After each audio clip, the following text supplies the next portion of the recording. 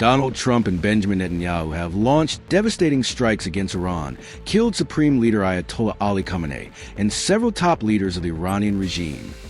According to the U.S. president, these are the objectives of the unprovoked attack on the Islamic Republic. Our objective is to defend the American people by eliminating imminent threats from the Iranian regime, a vicious group of very hard, terrible people. Its menacing activities directly endanger the United States, our troops, our bases overseas, and our allies throughout the world. Iran is the world's #1 state sponsor of terror and just recently killed tens of thousands of its own citizens on the street as they protested. It has always been the policy of the United States, in particular, my administration, that this terrorist regime can never have a nuclear weapon. Remember, Iran has repeatedly denied possessing or even pushing towards making nuclear weapons, a claim which is also backed by the International Atomic Energy Agency. Did you find anything that could prove that Iran is still developing nuclear weapons? You said whether we have any knowledge that they are continuing to develop nuclear weapons. No, they are not, and they were not. I want to be very clear on this because we are often misquoted about this, and people say that we say things that we never said. Right on the contrary. This begs a question. What is America's endgame behind launching this war, while talks were underway on Iran's nuclear program? The answer may be a bloc that the U.S. president sees as a big threat to the West.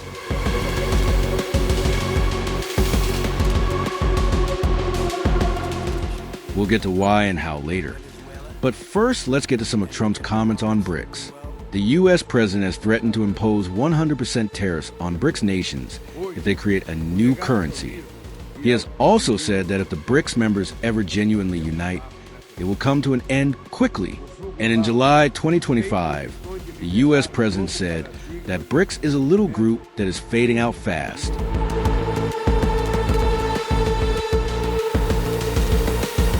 BRICS started off as BRIC, a grouping of Brazil, Russia, India, and China. South Africa joined in 2010, which led to the grouping being renamed BRICS. Established in 2009, BRICS was meant to be a counterbalance to the dominance of the West in international institutions. It is a grouping of countries of the global South, Russia being the sole exception, which seeks to arrive at common positions on reform of multilateral institutions, trade, economic cooperation, climate change, and technology. As of March 2026, the bloc has 10 full members. This includes the original 5: Brazil, Russia, India, China, and South Africa. Egypt, Ethiopia, Iran, United Arab Emirates joined in 2024, while Indonesia joined in 2025. Saudi Arabia has reportedly accepted the membership, but has delayed officially joining without giving detailed further explanation.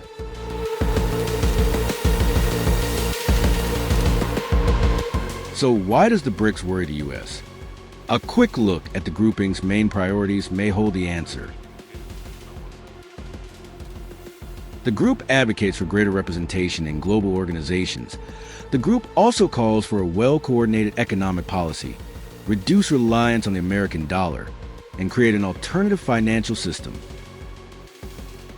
As of early 2026, the expanded BRICS group controls approximately 37% to 41% of the global economy, surpassing the G7's share of global GDP. Some BRICS members have also openly sought to reduce the primacy of a U.S. dollar in international trade and have pushed for increasing the use of their own currencies for trading. There is also a push to introduce a new BRICS-wide currency, an idea that Brazil's President Luiz Inácio Lula da Silva has helped champion.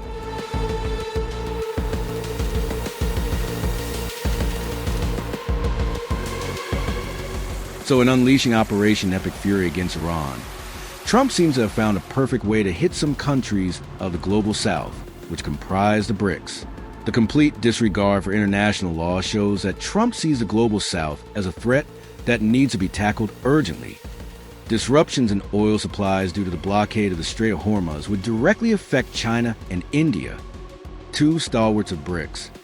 China is the world's largest crude oil importer, and purchases more than 80% of Iranian oil, according to Plur.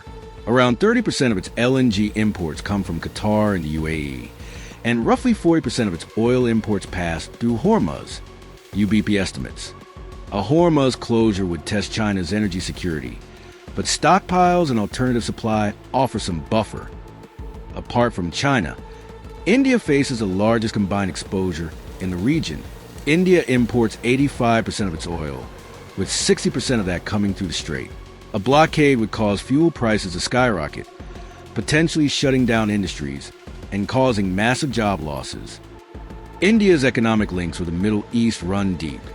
The region accounts for 17% of India's exports, supplies 55% of its crude oil, and generates 38% of its remittances, according to Jefferies, a brokerage firm.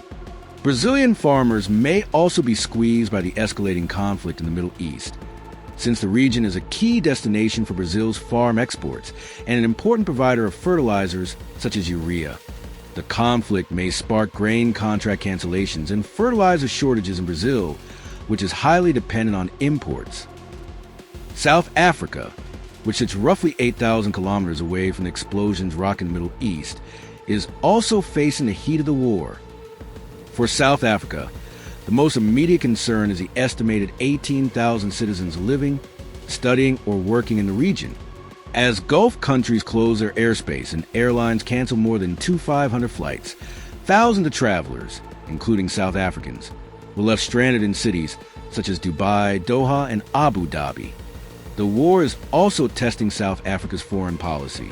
Pretoria must juggle several competing relationships: its historical support for Palestine, ties with Iran through BRICS, and diplomatic channels with the US and Israel.